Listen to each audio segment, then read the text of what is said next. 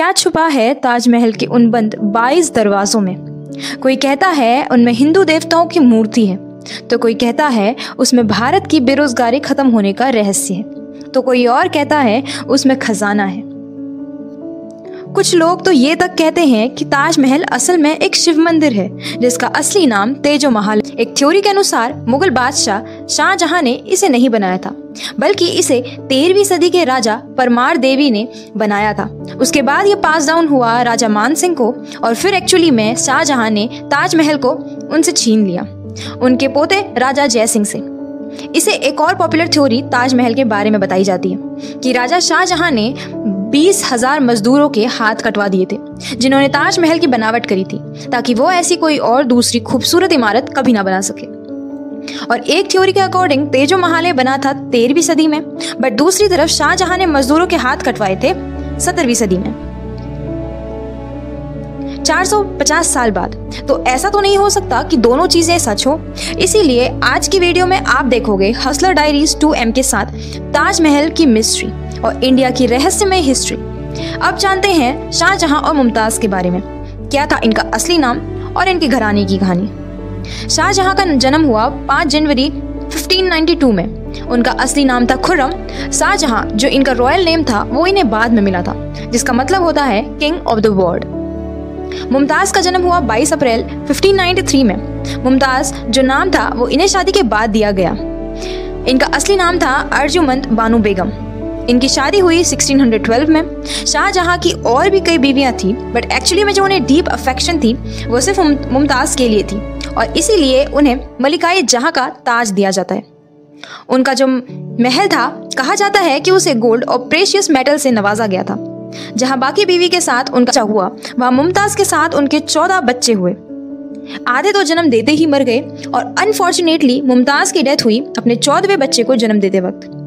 ये बात है एग्जैक्टली 17 जून 1631 की, और लॉस ऑफ ब्लड की वजह से उनकी डेथ हो गई, बट बच्चा बच गया।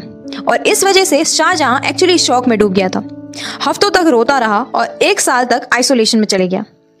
शाहजहां का मानना था कि मुमताज की जो लास्ट रेस्टिंग प्लेस होगी, उनकी ग्रेव में, वो बहुत ही स्पेशल और भव्य होनी चाहिए, और उन्होंने ताजमहल बनाने का फैसला लिया। उस्ताद अहमद लाहौरी को यह काम सौंपा गया। व्हाइट मार्बल पे कैलीग्राफी करी गई। 1000 से भी ज्यादा हाथियों का यूज किया गया भारी सामान को उठाने के लिए। व्हाइट मार्बल को राजस्थान से, जैस्पर को पंजाब से, जेड और क्रिस्टल को चाइना से, टर्कोइस को तिब्बत से, और सफायर को श्रीलंका से मंगाया गया। टोटल में ताजमहल को बनाने में 22 वर्ष लगे, और अप्रोक्स 22,000 से ज्यादा वर्कर्स ने इसमें काम किया। तो स्टार्ट करते हैं रीसेंट कंट्रोवर्सी से, जो लेटेस्ट न्यूज में बताते हैं कि ताजमहल में 22 बंद दरवाजों को खोला जाए। इस पेटिशन में क्लेम किया गया कि ताजमहल एक शिव मंदिर है तेजो महल नाम से, और कोर्ट का यह फर्ज बनता है कि इन बंद दरवाजों को खोला जाए, लेकिन कोर्ट ने इसे रद्द कर दिया। लेकिन अगर आपको लग रहा है कि ये राज ही रह जाएगा जानकारी का, तो चिंता मत लीजिए। इस वीडियो में आपको इसके पीछे की मिस्ट्री भी जानने को मिलेगी। एक्चुअली ASI के सोर्स ने पहले ही इंडियन एक्सप्रेस को बता दिया है कि ये जो 22 रूम्स हैं, ये एक्चुअली रूम नहीं बल्कि एक लंबा सा कॉरिडोर है जिसमें बहुत दरवाजे हैं, एंड इनकी सफाई हर 2 हफ्ते में जाके होती रहती है। ASI हिस्टोरियन ने बताया है कि जो घेराबंदी करी है, ये इसलिए करी है क्योंकि वहां पे टूरिस्ट के देखने लायक कुछ भी नहीं है। ताजमहल एक्चुअली एक प्रोटेक्टेड वर्ल्ड हेरिटेज साइट है जहां रोज 1 लाख से ज्यादा लोग आते हैं, लेकिन अगर इन्हीं दरवाजों को खोला जाए तो फालतू का क्योस बनेगा एंड बिल्डिंग को डैमेज भी हो सकता है। इतना कुछ जानने के बाद भी और इतना कुछ सुनने के बाद भी लोग इस बात पर डिबेट और सोशल मीडिया पे पोस्ट बनाते हैं जैसे उन्हें कुछ मिल रहा हो ये सब करके, और इसी बात से तंग आकर ASI ने खुद उन 22 रूम्स की अंदर से पिक भी ASI के ऑफिशियल वेबसाइट पे पब्लिक कर दी है, ताकि बाकी के कोई भी फालतू एलिगेशंस या पेटिशंस कोर्ट में ना जाएं। और एक ऐसे ही पेटिशन फाइल करी गई आगरा कोर्ट में 2015 में 6 लॉयर्स के द्वारा, जो क्लेम करते हैं कि ताजमहल एक शिव मंदिर है। उन्होंने कोर्ट से परमिशन मांगी कि हिंदू को वहां पे वर्शिप करने दिया जाए, जो कि राजा परमार देव ने 1212 में तेजो महल नाम से बनवाया था, और ये बाद में इनहेरिट कर लिया गया था राजा मान सिंह के द्वारा। 17वीं सदी के बाद भी इस प्रॉपर्टी को होल्ड किया गया था राजा जय सिंह के द्वारा, और तब शाहजहां ने इसे खरीदा था 1632 में, और मुमताज की डेथ के बाद इस मंदिर को कन्वर्ट कर दिया गया था एक मेमोरियल में मुमताज के लिए। कोर्ट ने एक्चुअली एएसआई और कल्चरल मिनिस्टर को उनके रिप्लाई सबमिट करने को कहा इस पेटिशन को लेकर, लेकिन उन्होंने अपने रिप्लाई में एक पॉसिबिलिटी को डिनाई कर दिया। उन्होंने बोला कि गवर्नमेंट को कोई भी एविडेंस नहीं मिला है ताजमहल के कोई भी हिंदू टेंपल होने का, और एएसआई ने भी कहा था कि ताजमहल कोई मंदिर नहीं बल्कि एक टॉम है। और उन्होंने भी ये क्लियर करा कि राजा जय सिंह से वो प्रॉपर्टी छीनी नहीं गई थी बल्कि ली गई थी एक्सचेंज में। लेकिन ये अफवाह किसने फैलाई?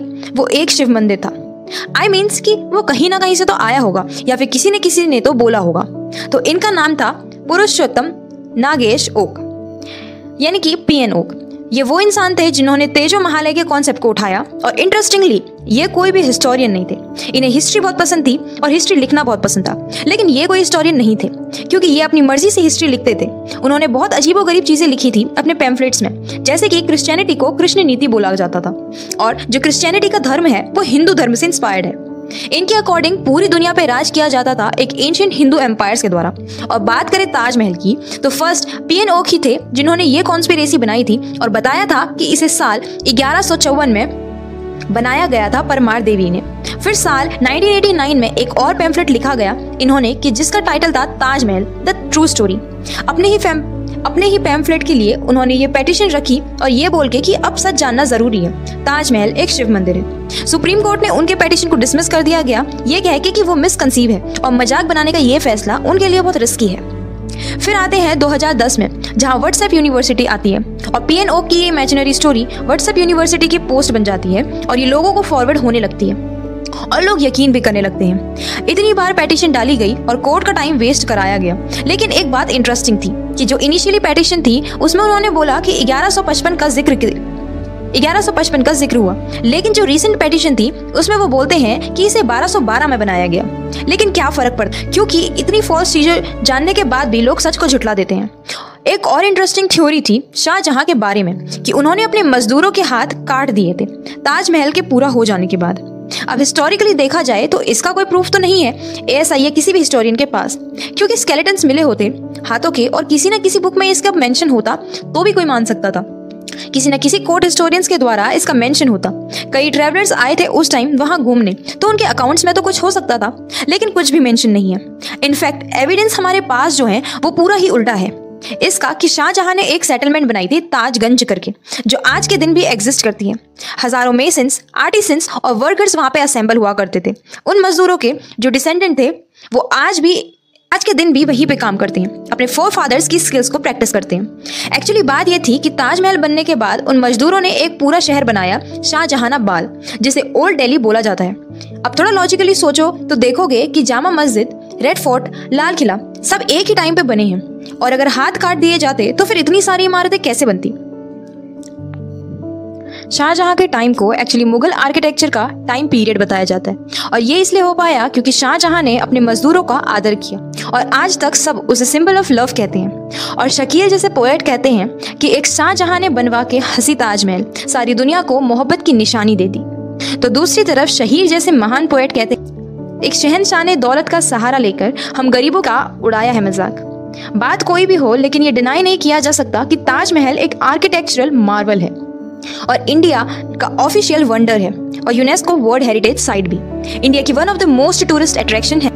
अगर वीडियो इंफॉर्मेटिव लगा हो तो आप मेरी और भी हिस्ट्री की रिलेटेड वीडियो देख सकते हैं। एंड वीडियो को लाइक करके चैनल को सब्सक्राइब करना मत भूलना। एंड जल्द मिलते हैं एक नई और अमेजिंग वीडियो के साथ।